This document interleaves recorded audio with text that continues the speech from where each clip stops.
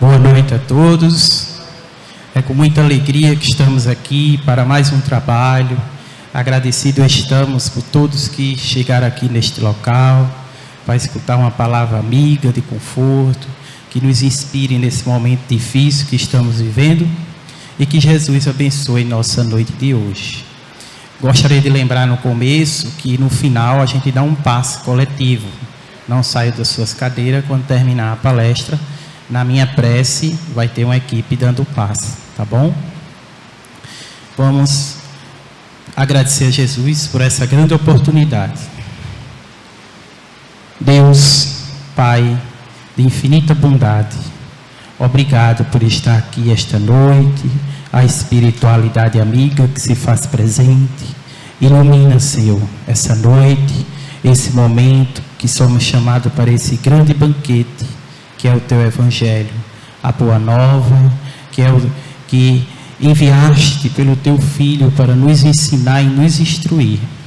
E aqueles irmãos encarnados que se faz aqui presente, desde já agradecemos por todos eles que estão aqui presentes. Obrigado, Jesus, por essa noite e que o irmão Josué seja inspirado na noite de hoje.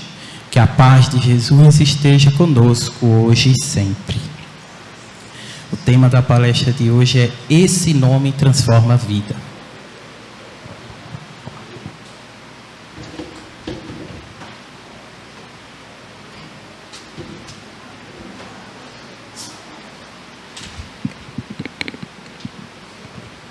Boa noite a todos, boa noite a todas, que as bênçãos de Jesus nos iluminem cada dia de nossas vidas. Boa noite aos nossos irmãos e irmãs que nos escutam em casa, nas redes sociais aqui da casa, da Uniluz. É uma felicidade muito grande estar aqui com vocês e eu gostaria de parabenizar vocês e a casa. Parabenizar porque estamos de portas abertas. Em todo esse período da pandemia, eu tenho acompanhado a Uniluz com os seus trabalhos, junto aos que sofrem das enfermidades do corpo, junto aos que sofrem das enfermidades da alma, porque no período da pandemia as enfermidades não cessaram. As enfermidades da alma continuaram, até se agravaram. E por que nós felicitamos a casa? Porque nós estamos vivendo um momento em que, lamentavelmente, nós ainda encontramos muitas casas espíritas fechadas. Muitas casas espíritas fechadas e nós respeitamos essas casas. Respeitamos os trabalhadores que resolveram se resguardar.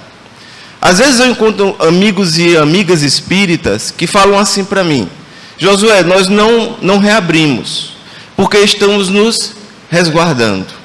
Sou do grupo de risco, eu entendo e nós precisamos aprender a respeitar. Mas semana retrasada, domingo retrasado, eu havia saído do hospital com a minha mãe, que havia tido um problema de saúde, nós precisamos internar, mesmo nesse período da pandemia. E aí, quando retornamos para casa, eu precisei ir comprar um soro, que chamam de soro fechado, soro limpo, e aí eu tive que ir na Gold Medic do shopping Recife, porque era a única loja aberta, era no shopping no domingo. E aí eu encontro um amigo espírita, cuja casa espírita está fechada, e ele falou para mim que não abriu a casa, porque ele era do grupo de risco, mas ele estava no shopping, na praça da alimentação, sem máscara, porque da praça da alimentação as pessoas precisam tirar a máscara para comer. E eu fiquei pensando, meu Deus, será que esse vírus é espírita? Porque ele só está na casa espírita, os shoppings lotados, as praias lotadas, os restaurantes não cabem mais ninguém, com fila de espera. E alguém, não, mas eu sou do grupo de risco, é do grupo de risco para vir para a casa espírita. Apesar de todo o respeito que nós temos, precisamos alertar dos processos obsessivos. As sombras têm comemorado, encontrando muitas casas espíritas fechadas, sem reunião mediúnica, sem desobsessão, sem atendimento fraterno. E graças a Deus que muitas casas de Jesus, como essa casa, permaneceram abertas, fechadas no período da obrigatoriedade da legislação, porque nós precisamos aprender a respeitar a legislação, mas ela não fechou as portas aos necessitados, que continuaram a ser assistidos. Eu venho de uma casa que também não fechou, que é o Jefa, desde julho, de portas abertas. A dirigente, Dona Sônia, uma senhora de pouco mais de 70 anos de idade, cardiopata, e que permaneceu à frente de todos os trabalhos na casa em todo esse período. Em todo esse período. Palestra, reunião mediúnica, desobsessão, reunião das vovozinhas. Eu tive a felicidade de mês passado, no aniversário da casa, falar na reunião das vovozinhas, que é à tarde, onde vai um grupo de idosas receber a sua assistência material, a sua assistência espiritual. E aí eu fico muito feliz de observar que existem muitos trabalhadores com coragem, porque para viver nesse planeta você precisa ter fé. E eu vou falar aqui para vocês, todos vocês têm fé. Ninguém vive aqui se não tiver um pouquinho de fé. Se não, vejamos, quando você entra num avião, você precisa ter fé ou não? Você precisa ter fé e confiança de que aquele avião vai pousar, que você vai subir, mas vai descer em segurança, não é assim?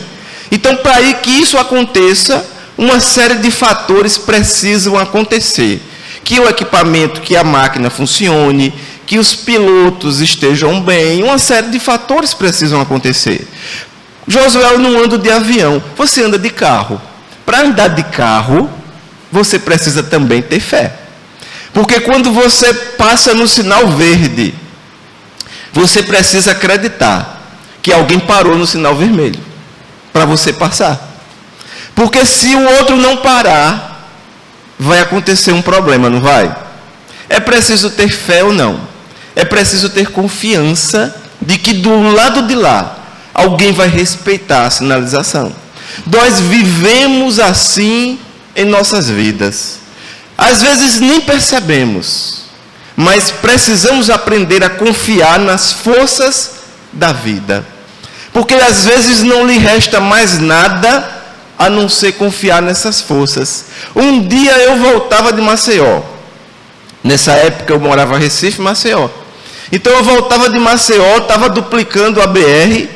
Eu parei por conta da obra, e aí vi uma carreta descendo uma ladeira. Eu vi quando o motorista tentou frear, e como ele não ia conseguir frear a tempo, ele saiu, vejam vocês, ele pegou um pedaço da contramão para não bater nas minhas costas, que havia parado na obra da BR. Eu pergunto a vocês, naquela hora, a minha vida estava ou não estava nas mãos de Deus? Nossas vidas sempre se encontram nas mãos de Deus. Eu conversava com alguns irmãos e irmãs aqui fora, que alguns dias eu fui para o hospital com minha mãe. Eu tenho uma mãe que eu chamo de meu bebê. Ela tem um Alzheimer bem avançado. Então ela é um bebê hoje. Ela usa fralda, ela não fala. Ela tem um organismo extremamente debilitado, ela não anda. E ela tem uma série de processos. Então eu trato ela em casa, eu beijo, eu cheiro ela. Às vezes chega alguém e diz assim para mim: olhe, não prenda ela. Eu digo: não prendo não. Eu peço muito a Deus que na hora que for para ela ir, que ela vá. Mas eu preciso, enquanto ela estiver aqui, dar todo o amor que eu puder. Às vezes eu fico cheirando a cabecinha dela e eu digo assim: meu Deus, eu quero guardar esse cheiro na minha memória. Porque, olha, é muito importante. Mãe, pai, marido, esposa, filho, filha, tudo isso é muito importante. Nós precisamos aprender, como diz a música, amar as pessoas como se não houvesse amanhã. Então eu fico beijando, cheirando, conversando com ela. Às vezes eu tenho a nítida impressão que ela entende. Porque o corpinho está debilitado, mas o espírito está lúcido. O espírito está lúcido. E aí eu precisei levar minha mãe para o hospital, em pleno período de Covid. Eu disse, meu Deus do céu, os hospitais lotando, eu vi com os meus próprios olhos. Ela teve contato com profissionais que estavam com Covid sem saber, e depois pararam de trabalhar porque deu positivo. Então, no último estágio que ela se encontra, do mal de Alzheimer, que eu chamo de bem de Alzheimer, se não for as mãos de Deus, o que é que vai ser? Às vezes na vida você diz assim, meu Deus do céu, ela é idosa, doente, mais para lá do que para cá. Vai para o hospital e volta. Às vezes chega um jovem sem comorbidade, desencarna no hospital. Porque a morte é assim. Nós só vamos na hora. Por que eu falo isso? Porque eu ainda vejo muitos irmãos, muitas irmãs espíritas com medo. Por ironia do destino, com medo de morrer. Não é que você vá desejar a morte. Eu desejo viver muito. Eu desejo trabalhar muito ainda. Mas nós não podemos temer a morte. Não podemos temer o inevitável. Nós precisamos aprender a confiar nas forças da vida. Há uma frase de um filósofo em que ele diz: porque eu hei de entregar-me sem confiança a essa mesma mão que fez a rosa. A mão que fez a rosa é uma mão perfeita. Deus é perfeito, é maravilhoso. Nos enviou Jesus. O nosso tema da reunião é Jesus. O meu Jesus é pernambucano. Vocês perceberam ou não? É Jesus com I. Jesus. Porque pernambucano ele chama luz. Luz para pernambucano não é luz. É luz com I. Vocês sabem disso. É mais ou menos assim.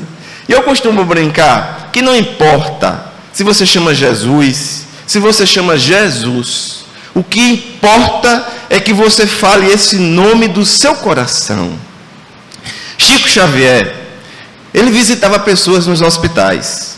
E visitava pessoas enfermas, visitava irmãos e irmãs nos presídios. Aonde houvesse a dor, o Chico se fazia presente, para levar um bálsamo, um conforto. E um dia ele foi convidado a visitar uma jovem que tinha profundos problemas neurológicos. Ela tinha profundos problemas neurológicos. E ela tinha uma profunda dificuldade de se comunicar. Ela estava passando por um processo praticamente de atrofia. Teve um AVC, um outro problema, uma série de problemas, ficou acamada, a irmã tomava conta. E aí o Chico foi fazer uma visita para ela. O nome dela é Valéria. E aí a irmã disse: Chico, graças a Deus que você veio. Dê uma olhadinha em Valéria. E aí o Chico ia, conversava um pouquinho com Valéria. Falava, conversava. Ela conversava pouco, porque ela não tinha facilidade para falar. Mas aí um dia o Chico chegou na casa, e ela ainda estava mais debilitada. E aí o Chico chegou e disse assim: mas Valéria, como é que você está? Ela falava mais ou menos assim: Chico, eu não consigo falar. Ela tinha dificuldade de falar. E o Chico percebeu que ela estava sofrendo muito. Ela disse: Chico, o que eu faço? Chico disse: Valéria, chame Jesus. Fale Jesus. Valéria fez: Jesus. O Chico disse novamente: Valéria, fale novamente Jesus. Porque quando nós falamos Jesus, nós não imaginamos as forças espirituais da vida que nos envolvem simplesmente por falar essa palavra de dentro de nossos corações. Às vezes, nos momentos de dificuldade, você não vê um caminho na sua estrada. E tem uma frase de Meimei. E Meimei diz assim: Deus tem caminhos onde o mundo não vê estradas.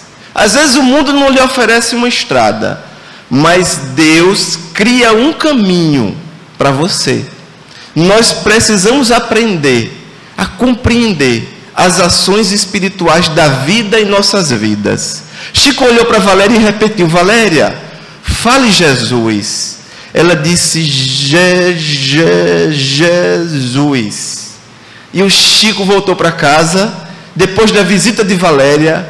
Os meses passaram, e um dia, depois de muitos anos, o Chico não teve mais notícias de Valéria, e o Chico adoeceu, teve uma pneumonia e foi para o hospital. Porque às vezes acontece na vida. Hoje você visita as pessoas enfermas, e amanhã pode ser que as pessoas visitem você enfermo, porque a vida é cíclica.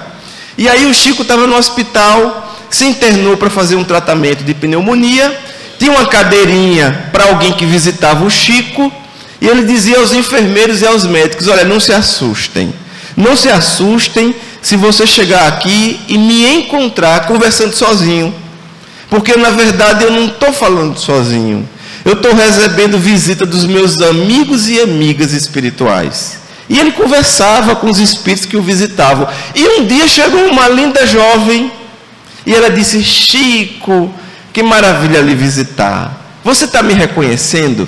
O Chico olhou para ela, ele era muito discreto, muito educado. E ela disse: você me reconhece? Ele não quis dizer que não reconheceu de imediato, então ele falou: sabe o que é, minha filha? É que eu tenho envelhecido muito rápido, a mente cansada, eu não consigo lhe reconhecer.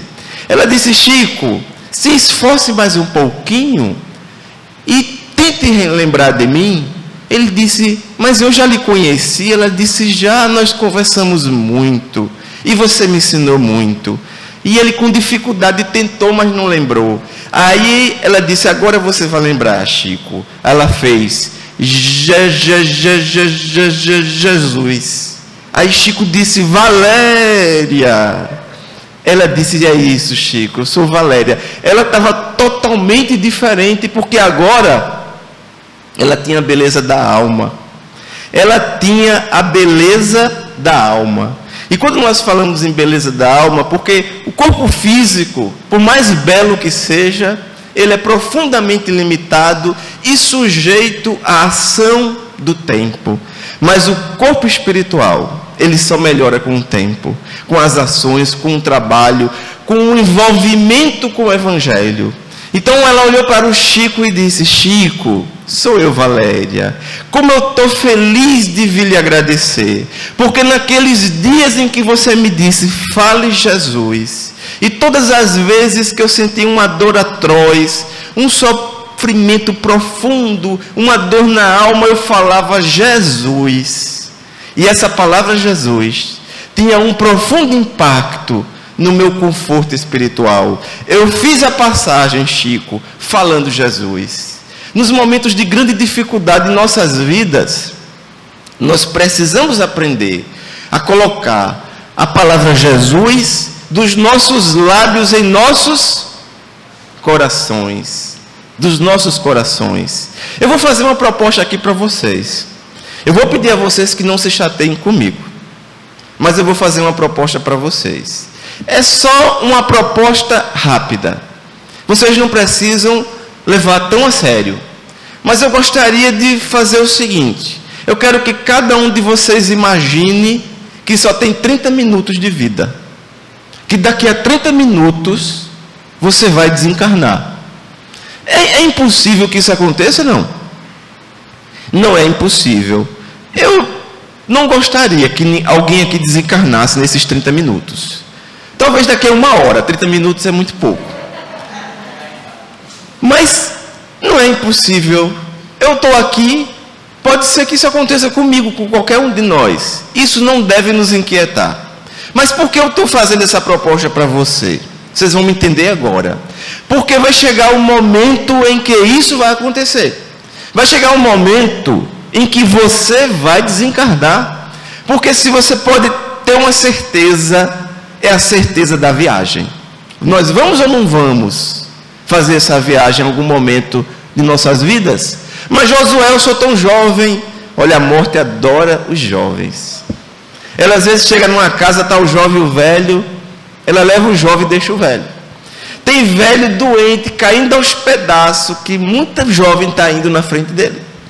Às vezes, ela chega numa outra casa, tem uma pessoa saudável, um doente, e o saudável vai na frente do doente. A morte é imprevisível. É imprevisível. Quantas pessoas jovens desencarnaram com o Covid-19?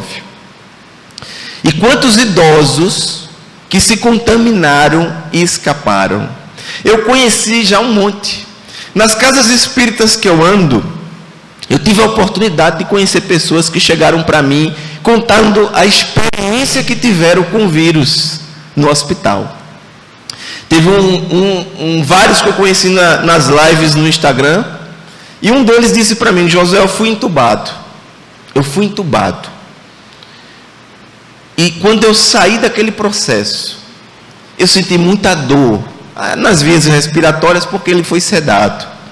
Mas ele disse assim: houve um momento antes de ser entubado, que a morte olhou para mim, rosto a rosto.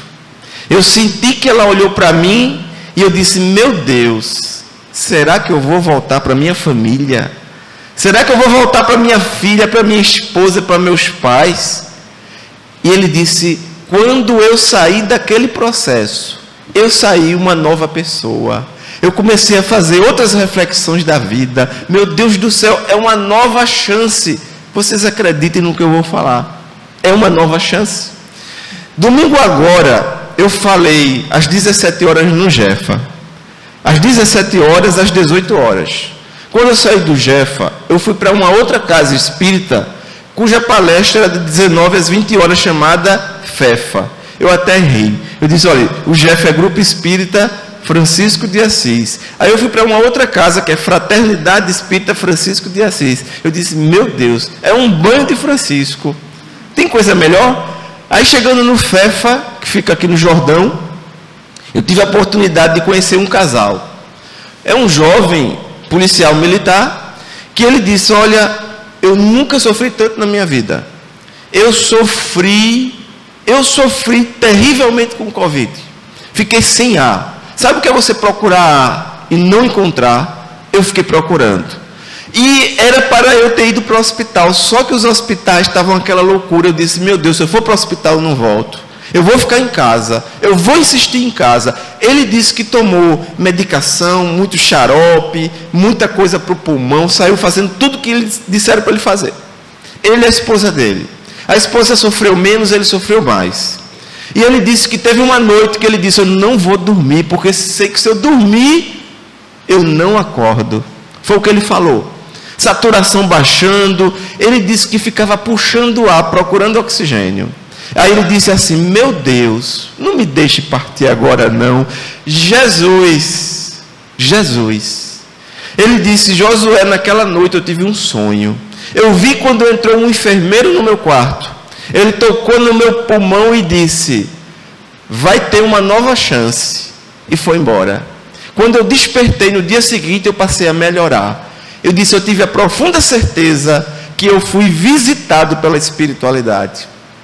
E eu falei: Jesus, muito obrigado por essa nova oportunidade, porque você se sente renascendo. Quando eu faço para você a proposta: olha, se faltassem e você soubesse que você só tem 30 minutos, só são 30 minutos, eu pergunto a vocês, nesses 30 minutos que restam para vocês, alguém aqui iria se preocupar com a conta bancária? Já que você não ia poder levar mesmo? Você já viu alguém levar para o mundo espiritual o dinheiro do banco, ou o carro, ou a casa? Na ciência do direito, no testamento está lá: deixo para fulano, deixo para Beltrano. Por que deixa? Porque não pode levar. Precisa deixar. Você só tem 30 minutos. Você não se preocupa com o dinheiro do banco, se preocupa? Você não se preocupa, também tem suas vantagens. Você não se preocupa mais com as dívidas. Você, naqueles 30 minutos que você sabe que lhe restam, você também não se preocupa se vai trocar o carro, se vai deixar de trocar o carro, se a casa vai ser reformada, se não vai ser reformada. Você, naqueles 30 minutos, só pensa nas pessoas. Meus filhos, meus pais, minha família, meus amigos, as pessoas que você ama. Sejam as pessoas que forem, as pessoas que você ama. E você diz assim: meu Deus, como eu devia ter dito para elas que eu as amo cada vez mais. Como eu deveria ter falado para elas, ter aproveitado mais com elas. Por isso que quando eu escuto essa música, epitáfios. Vocês sabem o que são epitáfios? Minha irmã ali atrás falou que sabe o que são epitáfios. Epitáfios são aquelas frases que são colocadas nasquelas lápides no cemitério, com frases para as pessoas, como se fossem elas falando. E há uma frase que eu nunca esqueci na minha vida, de um morador de Londres. Isso, quem viu essa frase foi um brasileiro que, visitando um cemitério em Londres, encontrou uma lápide que tem uma frase emblemática de uma criança que havia nascido e morrido, desencarnado. E os pais revoltados, colocaram se era para morrer tão cedo, por que nasci? Eu pergunto para vocês, se era para morrer tão cedo, por que nasceu? Quem pode responder essas indagações, se não o Consolador prometido? Por isso Jesus, lá em João Evangelista, capítulo 14, versos 16 a 18, eu rogarei ao Pai, e Ele vos enviará um outro Consolador, o Consolador que chega às nossas vidas para falar que matou a morte, que ninguém morre, nós somos imortais, nós renascemos quantas vezes forem necessárias para o nosso progresso espiritual. Não importa como vamos renascer, porque para Deus não guarda o propósito de corpos perfeitos, mas de espíritos perfeitos, e para o espírito se aperfeiçoar, o corpo precisar sofrer, o corpo vai sofrer. O corpo pode sofrer, mas o espírito vai se melhorar. Valéria tinha um problema neurológico extremamente grave, mal conseguia falar, não saía da cama e estava passando por um processo em que ela estava atrofiando. Mas quando ela desencarnou, ela se tornou um espírito livre e belo através dos conhecimentos espirituais que ela adquiriu pela coragem na reencarnação. É essa coragem que a espiritualidade nos cobra nesse momento. Os espíritas se acovardando diante da pandemia, com coragem de ir para o shopping e sem coragem de vir para a casa espírita. Não, eu não estou indo para o centro. E olha aqui, eu vou dizer aqui a vocês, todo mundo aqui está com distanciamento. Todo mundo está com distanciamento. Eu cheguei, os meus irmãos e as minhas irmãs da recepção fizeram assim, olha, que coisa linda, olha, o abraço. O abraço é esse abraço espiritual, que é o mais forte. Tudo com distanciamento. Mas aqui entre nós, no shopping, tem distanciamento? Vocês veem distanciamento social nos shoppings? Eu não tenho nada contra os shoppings, absolutamente. Eu até vou para resolver alguma coisa, para comprar algo que eu preciso, eu entro e saio rápido, eu não demoro. Eu tenho uma mãe, eu não vou arriscar a vida da minha mãe em um shopping, mas eu preciso arriscar a vida da minha mãe, a minha vida aqui na casa espírita.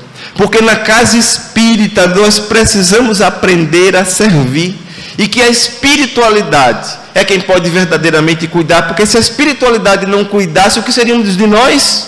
O que seríamos de nós? Quando eu fiz a proposta para você, só restam 30 minutos. Se alguém aqui, nesses 30 minutos, fez uma reflexão e disse, meu Deus, como será que eu vou retornar? Será que tem alguma coisa na minha vida que possa envergonhar a minha alma? Será que existe alguma coisa que possa envergonhar a minha alma? O meu nível de fé, o meu nível de compromisso diante de Deus. Tem uma passagem no Evangelho, e eu tenho certeza que vocês conhecem, que é a passagem da mulher hemorroísa. Alguns chamam da mulher com fluxo de sangue. Vocês conhecem essa passagem? Essa é uma das passagens mais lindas que eu conheço no Evangelho. É linda porque aquela mulher havia 12 anos, diz Jesus, diz o evangelista, que havia 12 anos que ela sofria com um fluxo ininterrupto de sangue. E Allan Kardec nos ensina a estudar o Evangelho. O que é que Kardec nos ensina? Para você compreender a mensagem que o Evangelho lhe traz, você precisa ter uma compreensão da cultura do povo hebreu da época. A cultura do povo do século I não pode ser igual do século XXI. Nós vivemos no século XXI. No primeiro século, que é o século de Jesus, eles tinham uma outra cultura, um outro conhecimento. Então, quando havia uma mulher com fluxo de sangue, eles falavam que no período da menstruação, a mulher estava impura. Isso era machismo ou não? Era ou não era? Ainda existe machismo hoje? Eu perguntei, algumas mulheres responderam, outras não. Ainda existe machismo hoje? Existe machismo, não existe? Mas você sabe o que é que derruba os muros do machismo? A reencarnação. A reencarnação, porque o espírito ora reencarna fisiologicamente no corpo masculino, ora fisiologicamente no corpo feminino. Dentro do processo masculino e feminino existem vários parâmetros, que nós não vamos falar, não é o nosso tema, mas que são vários parâmetros espirituais, sim. E aí eu pergunto a vocês, o espírito é homem ou mulher? O espírito ora reencarna no campo masculino, olha no campo feminino, de acordo com a sua necessidade de aperfeiçoamento. Se as pessoas compreendessem a reencarnação, elas seriam machistas? Elas não seriam machistas? A reencarnação derruba os muros do machismo, do racismo, da intolerância, do preconceito, porque todos nós somos viajantes desse planeta em vários processos e condições necessárias ao nosso progresso espiritual. A mulher hemorroísa, ela reencarnou com um fluxo ininterrupto de sangue. As mulheres menstruam por alguns dias, 4, 5, 6, 7 dias, de acordo com cada organismo. Mas naquele período, na cultura do povo hebreu, a mulher estava impura e a mulher não podia tocar ninguém. Porque todo homem que ela tocasse se tornava impuro. Então, uma mulher casada, em casa com a família, menstruou, se isolava. Não podia dormir com o marido, porque se tocasse, ele teria que passar por um processo de purificação no templo. Vocês imaginaram a complexidade? Agora, imagine uma mulher 12 anos com fluxo ininterrupto de sangue. Vocês imaginam o sofrimento dessa mulher? Ninguém tocava nela, ela não podia tocar em ninguém. Havia 12 anos, ninguém se aproximava dela. Imagina os problemas familiares. Imagina que ela não tinha amigos, porque eles olhavam e diziam assim, meu Deus do céu, que insanidade é essa? 12 anos se a mulher não para de sangrar. Por isso que ela ficou conhecida como uma mulher hemorroísa, ou a mulher hemorrágica, ou a mulher com fluxo de sangue. 12 anos nesse processo. E aí ela escuta que vai passando nas imediações um certo Galileu, um certo Nazareno, e que a todos que ele tocava se curavam. Se fosse você com essa hemorragia, você ia ao encontro de Jesus para se curar ou não? Eu preciso que vocês me digam sim ou não. Até os homens precisam responder, porque você hoje ocupa o corpo masculino, mas você já ocupou o corpo feminino. Você iria ou não ao encontro de Jesus para se curar da hemorragia? Aquela mulher fazia 12 anos. E aí ela escuta que vai passando Jesus e todos aqueles que eram tocados por Jesus se curavam. Mas ela é diferente de nós. Nós pularíamos em Jesus. Eu acho que eu daria um salto em Jesus. Abraçaria Jesus. Vocês fariam isso também ou não? Senhor, me cura. Não é assim? Senhor, me cura. Mas ela pensou, meu Deus, eu quero me curar, mas se eu tocar em Jesus, ele vai ficar impuro. Então, mesmo sofrendo 12 anos, ela ainda conseguiu pensar em Jesus. Aqui entre nós, eu vou falar isso, e vocês não comentam com ninguém lá fora. vai ficar somente entre eu, vocês e aqui nas redes sociais. Somente, é uma coisa bem discreta. Se fôssemos nós, a gente não ia pensar em Jesus. Jesus é Jesus. Ele se resolve. Ele que se purifique. Eu quero me curar. O resto que se resolva. Geralmente é assim. Geralmente é assim. Às vezes nós somos assim, coisas banais, até no centro espírita. É a fila do passe. Oxe, eu vou logo, vou furar a fila. Olha, eu tenho um compromisso urgente. Dá para eu passar na frente? Eu sei que isso não acontece aqui na Uniluz, mas eu já vi isso acontecendo por aí. Pensa que engana a espiritualidade. Veja a nossa limitação.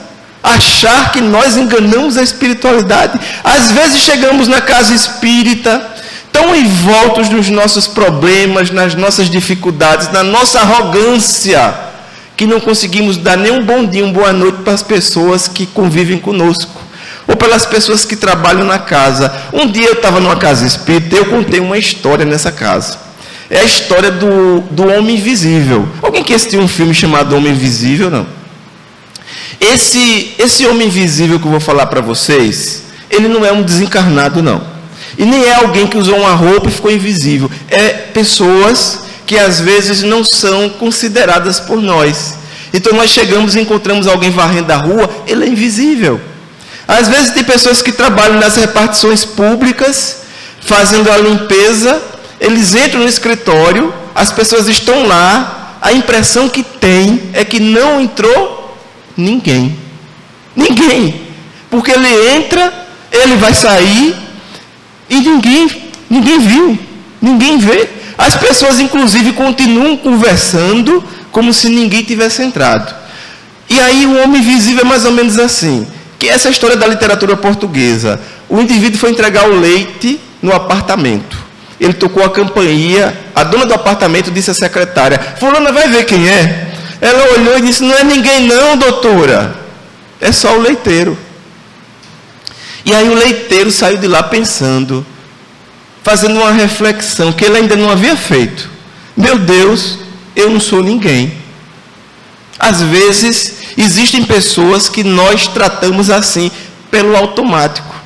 Às vezes, até você, sem perceber, trata. A pessoa passa, você no prédio, às vezes, na própria casa espírita. Eu falando isso numa casa espírita, que obviamente eu não posso citar qual é a casa, quando eu termino de falar, uma pessoa que era responsável por trabalhos nessa casa me procurou e disse: olha, eu senti isso na pele. Eu disse: foi mesmo? Ele disse: foi. Eu estava aqui fazendo a limpeza, a arrumação na casa, porque, gente, na casa espírita, ninguém é melhor do que ninguém. Nós temos funções e trabalhos diferentes, responsabilidades diferentes, mas na casa espírita, a pessoa que faz a limpeza, ela está no mesmo processo do dirigente da casa. Não existe diferença nenhuma. É irmão, é irmã. Quantos dirigentes e expositores na casa espírita desencarnam, vão para o mundo espiritual e lá ficam profundamente tristes ao observar que pessoas que eles achavam que não eram nada, eram muito acima deles. Você vai encontrar isso no Evangelho segundo o Espiritismo, uma mensagem lindíssima chamada Uma Rainha de França, uma realeza terrestre. Porque rainha ela achava aqui na vida material, achou que ia chegar rainha no mundo espiritual. E encontrou, diz ela, pessoas muito abaixo delas aqui, que no mundo espiritual estavam muito acima delas. Porque no mundo espiritual, ninguém se preocupa com o seu sobrenome, porque tem pessoas que têm um orgulho do sobrenome. Meu sobrenome é fulano de tal. Allan Kardec nos diz que os títulos e os diplomas só nos acompanham até o túmulo. Depois do túmulo, verdadeiramente o que acompanha você são as suas ações ou as suas omissões. Tudo aquilo que você fez, tudo aquilo que você podia fazer, mas não fez. E aí esse amigo olhou para mim e disse: olha, Josué, eu estava aqui preparando o ambiente para o atendimento fraterno. Chegou uma pessoa mais cedo, ela viu que eu estava arrumando o centro, mas ela não quis se dirigir a mim porque eu estava varrendo o centro. Então ela ficou andando de um lado para o outro. E ela falava: meu Deus, não tem ninguém aqui. E ele disse: eu fiquei calado, só olhando. Teve uma hora que eu pensei que eu tinha desencarnado. Eu disse: meu Deus, será que eu desencarnei? Eu não percebi. Ela não está me vendo. E ela ia para um lado, ia para o outro e falava: não tem ninguém aqui ainda. Ele disse: Josué, eu não falei com ela. Ele ficou magoado. Talvez você também ficasse magoado. Ou talvez você não ficasse magoado. Porque geralmente nós nos magoamos quando as pessoas nos humilham, quando nós não somos humildes, quando nós somos orgulhosos, nos sentimos humilhados. Quando não nos sentimos humilhados, é porque nós não nos inquietamos em relação a esses processos. Mas nós sabemos o quanto dói, o quanto machuca determinadas situações. E ele olhou para ela e disse assim: eu não vou falar nada. E ele disse: eu fiquei feliz porque ela foi embora, voltou depois, ela me viu aqui novamente, passou direto. É porque ela estava sofrendo, disse para ele.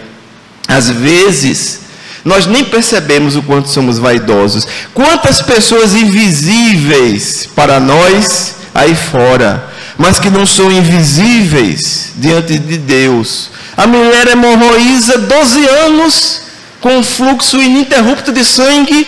Ela pensou: meu Deus do céu, eu quero me curar. Mas eu não quero me curar a qualquer preço. Como é que eu vou fazer para não contaminar o Nazareno? Quem é que lembra dessa passagem? Quem é que pode me falar o que foi que ela fez para não contaminar ele? Ela toca no manto, ela toca nas vestes de Jesus. Exatamente, minha irmã. Sabe o que eu fiquei pensando? Sabe o que eu acho lindo nessa passagem? É a fé daquela mulher, porque se fôssemos nós, a gente nem aceitava só Jesus falar. Não, Senhor, eu quero pegar para garantir que vai funcionar. Às vezes a gente está na casa espírita, só acredita no passe individual, não acredita no passe coletivo. Não vai ter o passe coletivo, não, tem que ser individual. A coisa coletiva não funciona bem. Por quê? Porque a nossa fé ainda é muito limitada. Aquela mulher, ela tocou só nas vestes de Jesus. Então Jesus fala: quem me tocou? Tem uma música de Tim Vanessa que é linda, não sei se você já ouviu. Quem me tocou? E Jesus pergunta: quem me tocou? Os seus apóstolos, os discípulos, as pessoas na multidão perguntam: mas Senhor, tanta agitação, tantas pessoas te tocando, como saber quem te tocou? Aí Jesus usa palavras, eu chamo palavras mágicas. Mas alguém me tocou diferente. Porque uma virtude, uma cura saiu de mim. Você percebe que quando você fala Jesus no seu coração, com a sua alma, Jesus pergunta: quem me chamou? Eu fico imaginando, eu sei que ele sabe quem chamou, mas eu fico imaginando aquele momento, porque quando você fala Jesus e você sente o quanto esse nome na sua vida ele tem efeito nas dificuldades e nas situações de vida. E olha que eu já vi muita coisa, vocês nem imaginam. Vocês nem imaginam. Uma vez eu falei com um rapaz que ele era viciado em medicações de tarja preta. Ele era viciado em clonazepam. Fazia muitos anos que ele teve síndrome do pânico, teve depressão, ele não era espírita. Então ele vivia tomando clonazepam. Então ele tomava clonazepam ao dia de 4 a 6 miligramas. Doses altíssimas de clonazepam. E aí ele disse: Josué, eu tentei tirar várias vezes, mas eu não conseguia. Eu não conseguia tirar o clonazepam. E aí um dia eu disse: eu não vou tomar. Eu comecei a desmamar. Mesmo desmamando, o efeito era forte. Meu coração disparava. Parecia que eu ia ter um ataque cardíaco, parecia que eu ia morrer. Eu entrava em pânico e voltava a tomar o clonazepam. Um dia eu não aguentei mais, porque eu tomava o clonazepam, nem dormia, nem descansava, e continuava com tristeza, angústia e depressão.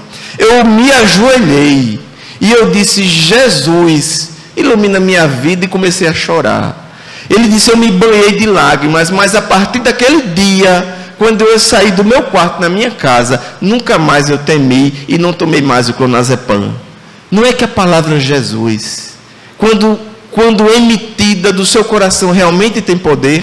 Nesse período que minha mãe passou no hospital, eu vou contar para vocês um fato que aconteceu interessante. Minha mãe foi para o hospital porque precisava fazer um tratamento venoso. E você não faz um tratamento venoso geralmente em casa. O antibiótico oral não fazia mais efeito para ela. Ela precisava tomar um antibiótico na veia. E aí nós conseguimos que esse tratamento fosse para a nossa casa. Então, depois de passar alguns dias no hospital, nós fomos para casa para continuar o tratamento em casa com uma injeção para uma bactéria resistente. O nome da injeção, Meronem. Quem é da área de saúde deve conhecer. Então, ela começou a fazer o tratamento com Meronem. Aí surgiu um problema. As veinhas, as artérias dela idosa, muito fraquinha, começaram a estourar. Então, não sei se alguém aqui já viu isso, mas aí fica tentando fazer o acesso, mas não resiste, a artéria estoura, deixa de passar o procedimento da medicação. E aí eu disse, meu Deus, minha mãe, lutamos tanto para trazê-la para casa, agora não conseguimos um acesso para o tratamento venoso. E aí nós chamamos Jesus. Inspira, Senhor, os profissionais de saúde. Foi quando o hospital chamou uma pessoa para fazer o acesso na minha mãe. A médica já havia pedido um tal de acesso central. O que é o acesso central? É na subclávia. Aí eles vão lá e fazem um acesso na principal. Mas pode dar um problema. Pode dar um chamado pneumotórax. Olha, eu não sou médico, mas de tanto acompanhar minha mãe, eu acho que já estou perto de me formar. E aí ela disse, olha, eu vou fazer o acesso central, mas pode dar um problema e a gente pode precisar levar ela para UTI no hospital. Eu disse, mas eu tenho fé. Porque na vida você precisa ter fé. E aí chegou um enfermeiro, mas ele chegou com a tranquilidade. Ele disse assim, bom dia, meu irmão. Eu disse, bom dia, meu irmão. Ele disse, graças a Deus. Eu disse, esse aí eu boto fé. Aí ele subiu os degraus para chegar no apartamentozinho da gente. Minha mãe estava lá. Ele olhou para ela. Na TV estava uma música espírita. Porque a gente sempre bota para ela palestra, música. A gente coloca direto. Lá em casa é assim. Ela é acamada. As pessoas dizem que ela não entende, mas a gente não deixa que o quarto fique sem música, sem palestra espírita. Aí a música pode ser espírita, católica, pode ser o que quiser, que fale de Jesus. Que fale de Jesus e que envolva nossos corações. E aí ele olhou a música, olhou para ela, ele passou a mão nela. E aí ele disse, olha, vamos fazer o seguinte, as veinhas dela não aguentam. Eu não sabia, mas pode fazer subcutâneo, o antibiótico também. Ao invés de fazer na veia, ele fez um acesso subcutâneo no abdômen. Aí ele fez o acesso e começou o antibiótico a descer. Fluir perfeitamente. Eu disse, meu Deus, que bênção. Quando ele foi saindo, ele sentou para preencher a documentação. Aí eu perguntei a ele, você é religioso? Aí ele respondeu para mim, ele disse, eu sou kardecista. Ele não disse que era espírita. Ele usou essa expressão, eu sou kardecista. Mas eu percebi que ele era assim, meio espírita e católico. Como é que a gente chama espírita e católico? Espiritólico, não é assim? E o espiritante é uma mistura de espírita com protestante. Ele era meio espiritólico. Ele disse, olha, eu frequento o Lar Batista de Carvalho, que é um centro espírita lá em Jardim, São Paulo. Eu faço palestra lá no Batista de Carvalho. Esse mês, inclusive, nós vamos fazer uma live. Aí ele disse, eu vou no Batista de Carvalho, também vou na missa, eu faço os dois. E ele disse, olha, no início da pandemia, eu tive um acesso de pânico. Eu disse, foi mesmo, meu irmão? Eu disse, foi.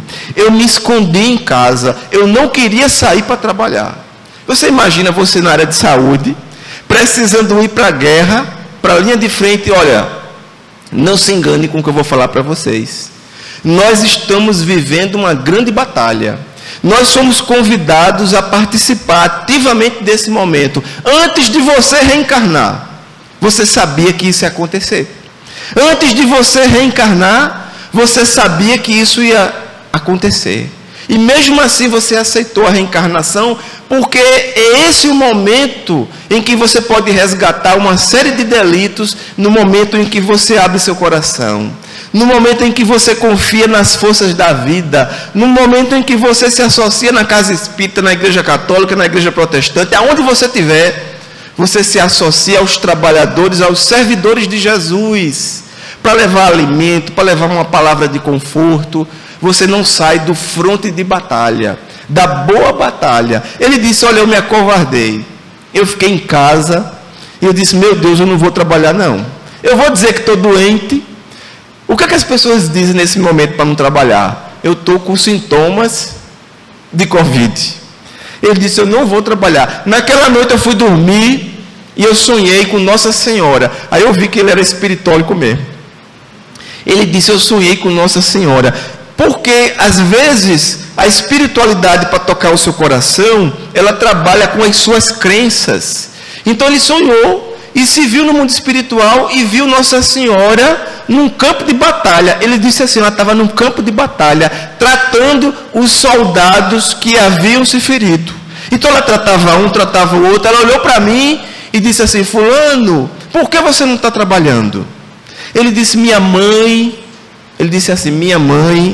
eu não consigo ir trabalhar, porque eu estou com medo. Ela disse, meu filho, não tenha medo, porque Jesus está contigo. Quando fores de frente para o campo de batalha da vida, você vai falar, Jesus, se tu estás comigo, teu bastão e teu cajado me consolam. Semelhante à frase de Davi no Salmo 23. Ele disse que ela olhou para ele e deu uma hóstia. Foi a frase que ele usou, ela me deu uma hóstia. Eu comi a hóstia e no outro dia eu acordei e eu não senti mais medo. Eu fui trabalhar e de lá para cá eu tenho acompanhado famílias, eu tenho entrado nas casas, nos hospitais e ainda não adoeci. Tive contato com pessoas com Covid, falei com pessoas com Covid, confortei famílias que perderam seus entes queridos. Vejo o potencial de trabalho desse servidor. Mas ele estava com medo. É normal que você sinta medo às vezes na vida. É normal que você diga, mas meu Deus, eu posso perder minha vida, eu posso cair em cima de uma cama. Eu quero dizer uma coisa para você, você só vai na hora que você tiver que ir. Eu não estou pedindo para você desrespeitar o vírus, desrespeitar as forças da vida. Esse vírus, ele não está solto por aí. Existe uma ordem dentro da desordem.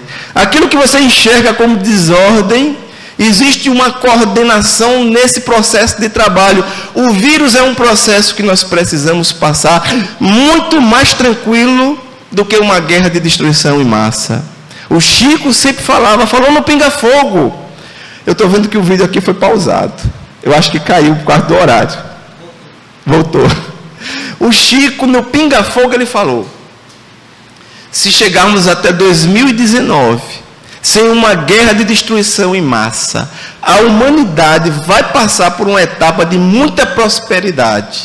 A humanidade está percebendo nesse momento que o que pode manter a vida do homem na terra não são armas, mas investimento em saúde, investimento em educação, investimento em meio ambiente e respeito à diversidade. As pessoas não toleram mais. Ontem eu fiquei muito feliz porque eu estava assistindo um jogo e eu vi lá eu fico com minha mãe no quarto, então eu fico muito com ela.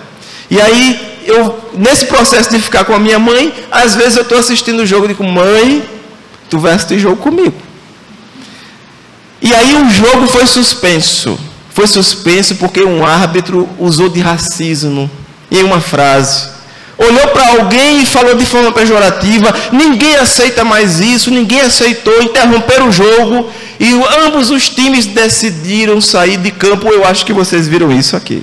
Alguém aqui deve ter visto isso aí. Eu disse, meu Deus, isso são coisas que no passado nós nem iríamos imaginar. A sociedade não quer mais aceitar. Não quer mais aceitar racismo, preconceito, intolerância, homofobia, xenofobia e tantas coisas mais. Porque foi Jesus que nos falou e que nos disse que em determinado momento nós haveríamos de encontrá-lo todas as vezes que nós nos dirigíssemos a um desses pequeninos.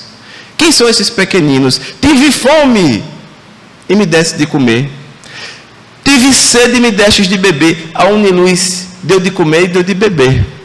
Há tantas pessoas que sofriam.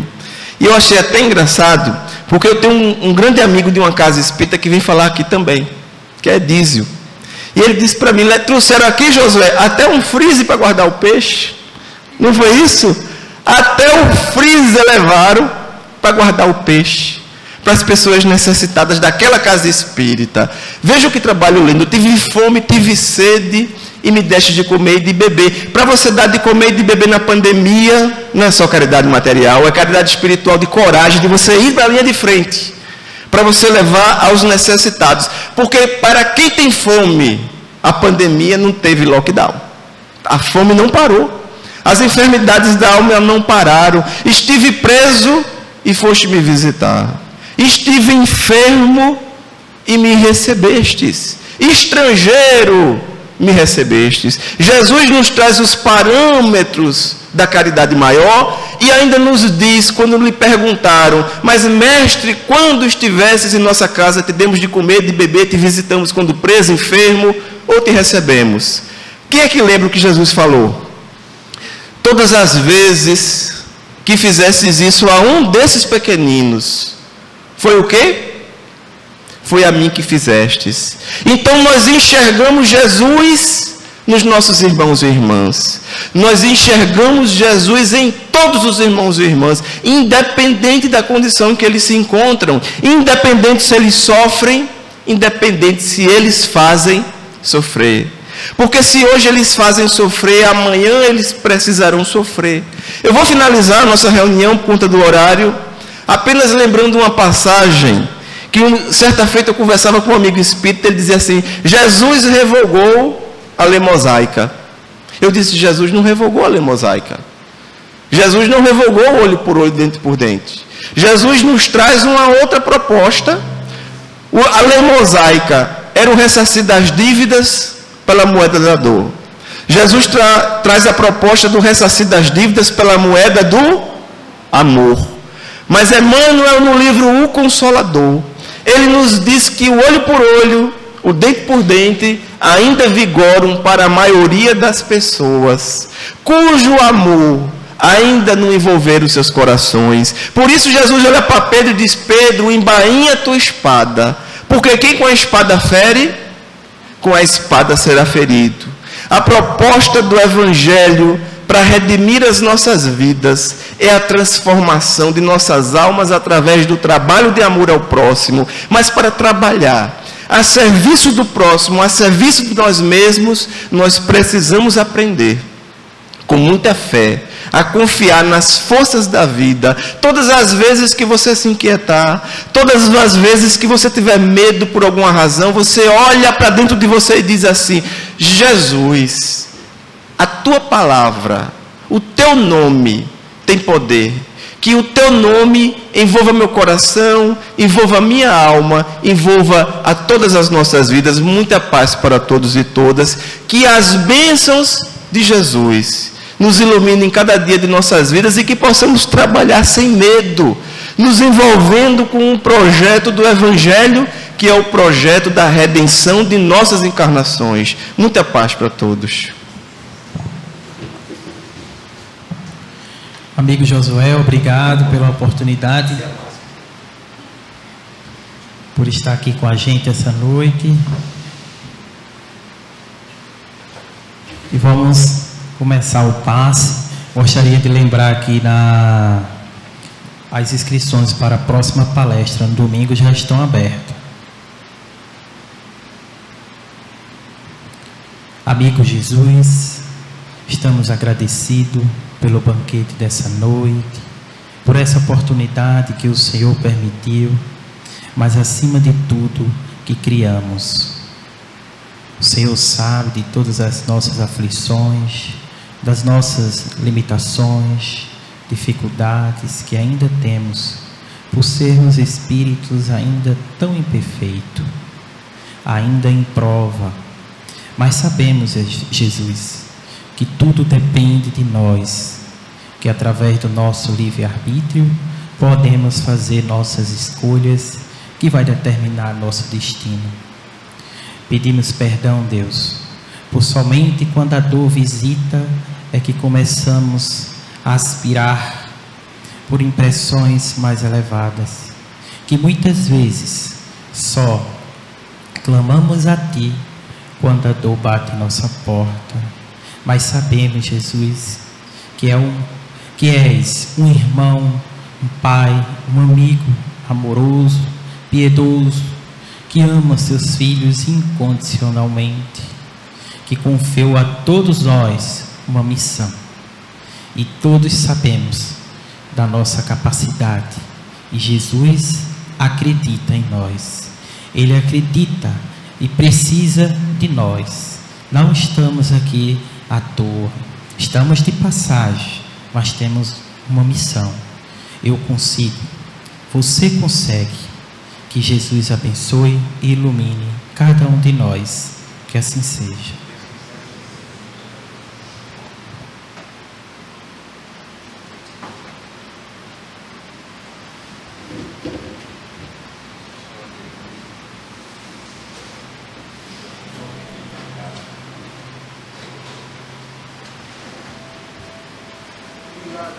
Obrigado.